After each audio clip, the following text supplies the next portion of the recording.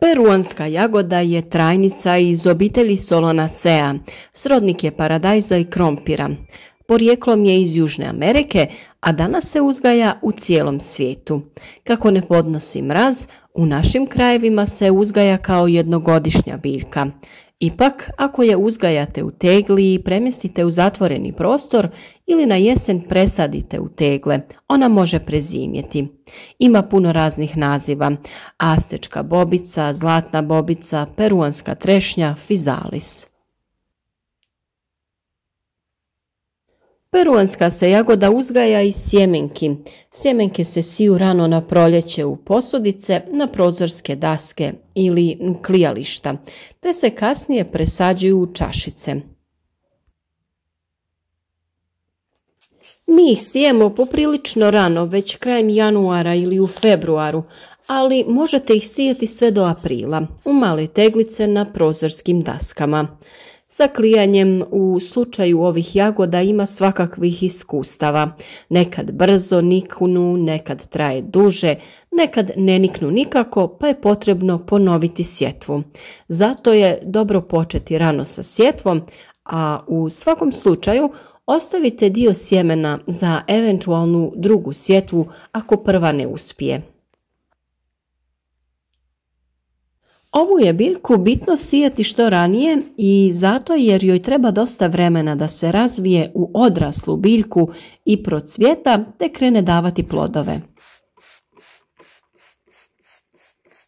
Sjeme se može kupiti ili ostaviti iz uzgojenih plodova. Mi smo plodove ostavili cijele i kada je bilo vrijeme samo smo otvorili kuglice i uzeli sjemenke.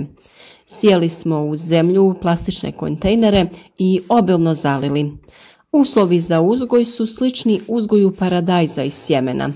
Bitno je da ima ujednačenu temperaturu od 20 do 23 stepena i dovoljno vlage. Već tek niknule biljke prepune su sitnih dlačica, njima je prekrivena cijela biljka. Na otvoreno se presađuju tek kada prestane opasnost od mrazeva, a prije presađivanja bitno ih je postupno privikavati na vanjske uslove, dakle odnositi van dio dana malo na sunce, jer ako ih direktno iz zatvorenog preselite na otvoreno, nerijetko dobivaju opekline od sunca, to jest dijelovi lista potpuno se osuše i pobjele. Peruanske jagode se od toga mogu oporaviti i potjerati nove listove, ali je bolje ipak to izbjeći. Fizalis se sadi na sunčanu gredicu, ali po mogućnosti zaštićenu od vjetra te podalje od svojih srodnika radi istih bolesti ili nametnika koji bi je mogli eventualno napasti. Kod nas ju uglavnom ne napadaju ni štetnici niti bolesti, ali na Wikipediji postoji poprilična lista bolesti i štetnika zabilježenih u svijetu, pa stoga bolje biti oprezan. Ova biljka može uspijevati i u laganoj polusjeni, ali voli i vlažno tlo. Ova biljka može narasti u visinu do 1,5 metar, s tim da razvija 7 do 10 grana, te raste kao malo razgranato stabalce. Nakon presađivanja vodite brigu da ima dobre uslove rasta, zalijevajte ju po potrebi i po mogućnosti malčirajte, jer ako nećete imati dobre uslove rasta, nećete imati ni roda te godine, odnosno biljka će roditi jako kasno. Cijela biljka je prekrivena dlačicama, a lišće je mekano, moglo bi se reći da je bašunasto mekano. Nakon cvjetanja na mjestu cvijeta se formiraju zeleni lampioni unutar kojeg se razvija plod. Lampioni su isprva zelene boje i plod, to jest bobica u njima, isto je zelene boje. Kako plod zori, tako lampion poprima isušenu smeđu boju, a plod dobiva narančastu boju. Uglavnom, prvi plodovi dozrijevaju krajem augusta i početkom septembra, a plod je egzotičnog, jako finog slatkasto kiselog okusa. Sadrži puno vitamina C, može se jesti sirov ili se ukuhava u marmelade i slične prerađevine. Prema nekim literaturama ne preporučuje se pojesti više od 6 plodova odjednom, a vjerujte, teško se je zaustaviti. Stvarno je ukusna. A jedna biljka daje čak od 100 do 150 plodova koji postepeno dozrijevaju na granama sve do mrazeva. Ovojnica oko ploda je otrovna i ne smije se jesti, a ima funkciju zaštite ploda od vanjskih utjecaja i nametnika. Iako je ovo trajnica, kod nas ne uspijeva prezimjeti jer ne podnosi mrazeve. Stoga je prije mrazeva poželjno pobrati sve zrele plodove jer mrazevi uništavaju i biljku, ali i bobice. Plodovi s vanjskom ovojnicom mogu stajati čak i preko mjesec dana nakon berbe. Nažalost, uvijek na peruanskim jagodama na jesen ostaje mnoštvo nedozrelih plodova, a kad biljka raste u tegli da bi se spremila na sigurno prije mrazeva, nikada ne naraste tako lijepa i bujna radi toga jer u tegli nema pristup svemu što treba kao što to ima u zemlji. Najimpresivnije zdravstvene prednosti peruanske jagode uključuju njihovu sposobnost da pomaže u mršavljenju, detoksikaciji organizma, pomažu u liječenju dijabetesa, jačanju imunološkog sustava, optimiziraju funkciju bubrega i smanjuju upale.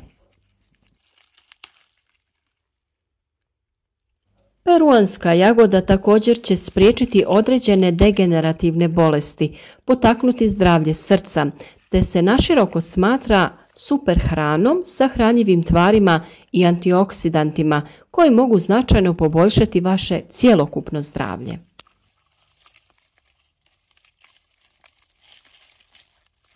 Ovo su još jedne super bobice koje sadrže niske razine kalorija i umjerene razine većine vitamina i minerala. Međutim, prava vrijednost ovog voća je koncentracija antioksidanata. Polifenoli i karotenoidi su snažni elementi ljudskog zdravlja, a zlatne bobice sadrže značajne količine. U kombinaciji sa drugim hranjivim tvarima, ti antioksidanti čine ovaj plod vrlo poželjnim, što objašnjava njegovu široku upotrebu i potražnju diljem svijeta.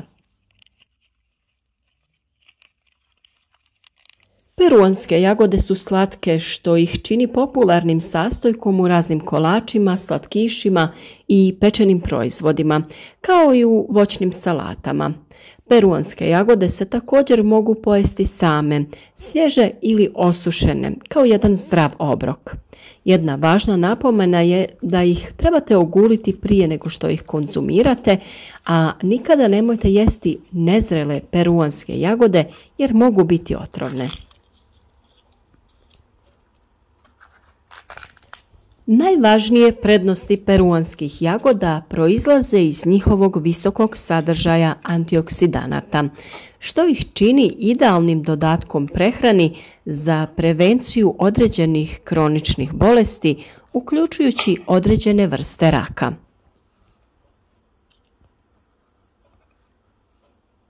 Poput karotenoida i polifenolnih spojeva, antioksidanti koji se nalaze u ovim zlatnim bobicama mogu neutralizirati slobodne radikale, štetne nusproizvode staničnog metabolizma koji mogu uzrokovati mutacije zdravih stanica u one kancerogene. Upravo to je kvaliteta koja peruanske jagode čini super hranom. Istraživanja su pokazala da polifenoli mogu zaustaviti širenje različitih vrsta raka, što upravo ovo voće čini vrlo važnom hranom u mnogim dijelovima svijeta. Nadamo se da su ove informacije o dobrobitima peruanske jagode dovoljne da vas potaknu da naredne godine i sami uzgojite ove super bobice.